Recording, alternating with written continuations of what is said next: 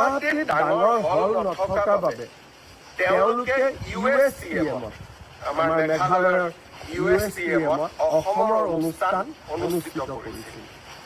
মোকো মতা হৈছিল সেই অনুষ্ঠানটোলৈকে আৰু সিদিনাখনেই মই এটা মন লৈছিলোঁ যে আমি গুৱাহাটী মহানগৰীত এনেকে এটা সুন্দৰ কলা মন্দিৰ নিৰ্মাণ কৰিম।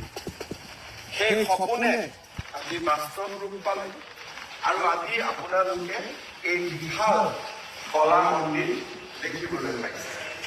ইয়াৰ আটাইতকৈ ডাঙৰ কথা যে যেতিয়া আমাৰ কোনো ফাংচনো নাথাকে তেতিয়া মাল্টি লেভেল কাৰ পাৰ্কিং আৰু কলা মন্দিৰৰ মাজৰ অনুষ্ঠান মাজৰ মাটি বা মাজৰ আমি যিটো স্পেচ ডেভেলপ কৰিছোঁ মানুহ আহিব পাৰিব আৰু ইয়াৰ লাইভ এক্সপিৰিয়েঞ্চ মিউজিকেল ফাউণ্টেন এই গোটেই গ্ৰীনাৰী ফুটবল এই গোটেই এক্সপিৰিয়েঞ্চবিলাক ল'ব পাৰে।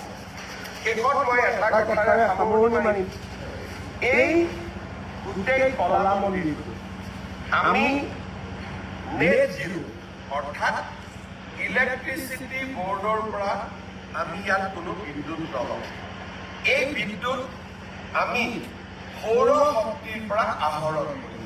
মাল্টি লেভেল কাৰ পাৰ্কিঙৰ ওপৰত আপোনালোকে সোলাৰ পেনেল দেখিছে আৰু এই বিল্ডিঙৰ ওপৰত যিটো কলা মন্দিৰ প্ৰেক্ষাগৃহ সুবিশাল তাৰ ওপৰতো আমি সোলাৰ পেনেল লগোৱাইছোঁ গড়ৰ আৰ্হিত।